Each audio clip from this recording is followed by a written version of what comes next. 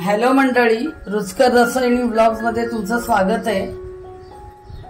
आजपर्यंत मी जे काही व्हिडिओ दाखवले त्याच्यानंतर व्हिडिओ टाकले गेले नाही 2 महिन्यापूर्वी।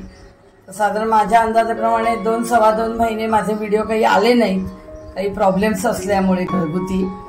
तर आता मी पुन्हा चालू करत आहे रेसिपी दाखवणं तुम्हाला, तर ते तुम्ही आवर्जून बघा आणि माझ्या रेसिपीला लाईक सबस्क्राईब करा आणि शेअर करा। त्याबद्दल मी तुम्हाला दाखवू शकले नाही, त्याबद्दल क्षमस्व। आता मी पुन्हा चालू करत आहे माझ्या रेसिपी दाखवणं। तर आज मी तुम्हाला तिळाची चटणी दाखवणार आहे। त्याच्यासाठी लागणारं साहित्य आहे की हे तीळ मी 1 वाटी घेतले, खोबरं मी पाव वाटी घेतलंय, ही मोठी वाटी आहे। खोबरं किसून सुकं खोबरं पाव वाटी घेतलंय, मीठ आणि तिखट। तर तिळाची चटणी आता आपण कशी करायची ती बघूया।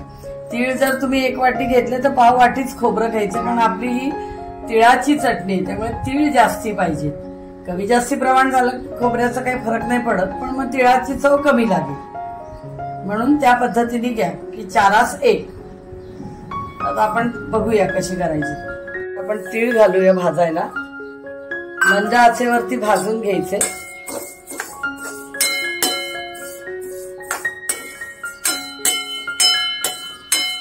एकसारखे हलवायचे सारखे।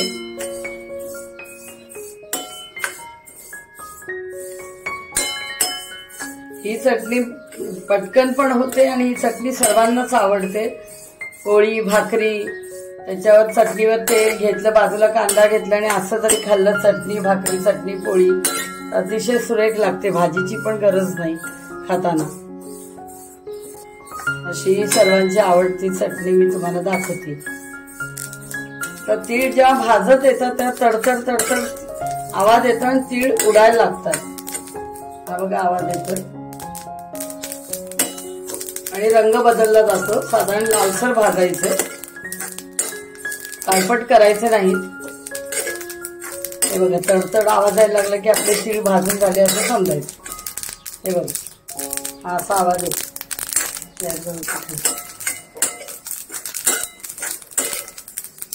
असा आवाज आल्यानंतर 2 मिनिटं भाजून घ्यायचं की झालं आपलं तीळ भाजून।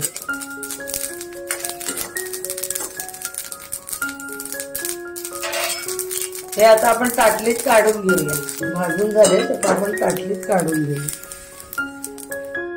आता ह्याच्यातच आपल्याला खोबरं भाजायचं।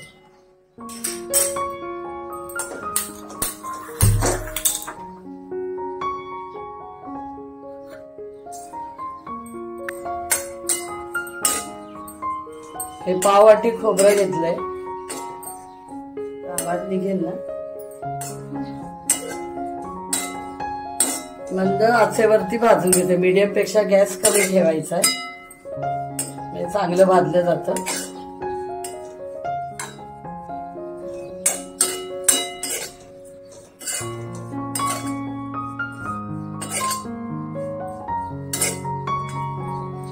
असांची अगरबत्ती लावून ठेव।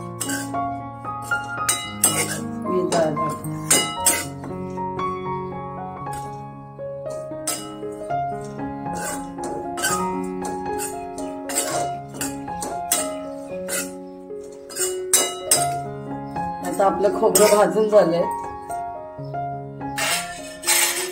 तर आपण उतरून घेऊया। याच्यातच घालायचं खोबरं।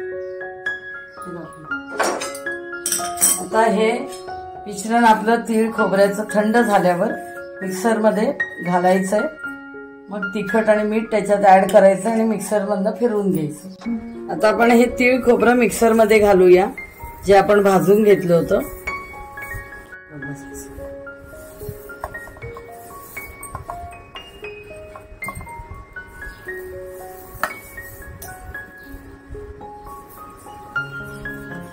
ही चटणी तुम्ही करून बघा, अतिशय चविष्ट लागते। आता तिखट घालते, हे आपल्या टेस्ट प्रमाणे, अति तिखट पाहिजे असेल तर जास्ती घालायचं। मी हे 3 चमचे तिखट घेतलेले, 3 टीस्पून चमचे तिखट घेतले मी। तुम्ही थोडं जास्ती तुम्हाला जर तिखट हवं असेल तर घालू शकता। आणि मीठ घेतलं, चवीनुसार ते घातलंय, तिखट आणि मीठ. आता आपल्याला मिक्सर मधनं फिरवून घ्यायचंय. मिक्सर मधनं फिरवल्यानंतर ही अशी दिसते. आता त्याचे कंटेन्सी दाखवते तुम्हाला मी. हे बघा आता कशी झाली. हे बघा किती बारीक आणि व्यवस्थित सुटसुटीत.